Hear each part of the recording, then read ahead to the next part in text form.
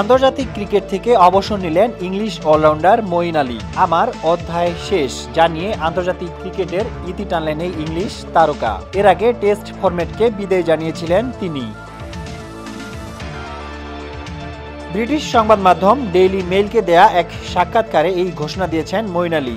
তবে আন্তর্জাতিক ক্রিকেট থেকে অবসর নিলেও বিশ্বের বিভিন্ন ফ্র্যাঞ্চাইজি ক্রিকেট খেলার কথা জানিয়েছেন তিনি।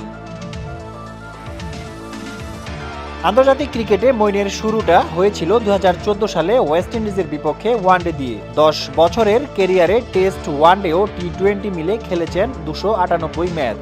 8 সেঞ্চুরির ও 28 ফিফটিতে আন্তর্জাতিক ক্রিকেটে করেছেন 6678 রান। তবে সব পরিসংখ্যান ছাপিয়ে ঝড়ো ব্যাটিংয়ের পাশাপাশি নিয়ন্ত্রিত বোলিংয়েও ম্যাচের মোমেন্টাম পাল্টে দিয়েছেন অনেকবার। ইংল্যান্ডের এই অলরাউন্ডার আন্তর্জাতিক ক্রিকেটে নিয়েছেন 336 উইকেট। তবে শুধু ব্যক্তিগত অর্জনই নয়, ইংল্যান্ডের 2019 ওয়ানডে বিশ্বকাপ ও 2022 টি20 বিশ্বকাপ জয়েও বড় ভূমিকা মঈন আলীর।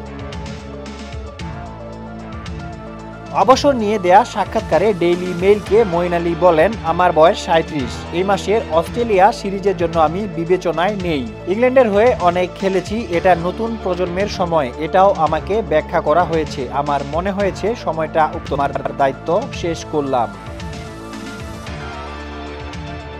বল হাতে 366 উইকেটের মালিক মঈন আলী ছিলেন সর্বশেষ 3টি বিশ্বকাপে দলটির সহ অধিনায়ক। গত টি20 বিশ্বকাপে ভারতের বিপক্ষে সেমিফাইনালে হারের ম্যাচটি হয়ে থাকল তার আন্তর্জাতিক ক্যারিয়ারের শেষ ম্যাচ। তবে আন্তর্জাতিক ক্রিকেটের অধ্যায় শেষ হলেও ফ্র্যাঞ্চাইজি ক্রিকেট চালিয়ে যাবেন মঈন, করাতে চান কোচিংও।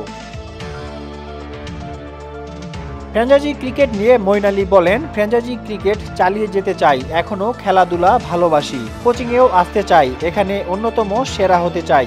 ইংল্যান্ডের কোচ ব্র্যাডন ম্যাককালামের কাছ থেকে অনেক কিছু শিখতে পারবো।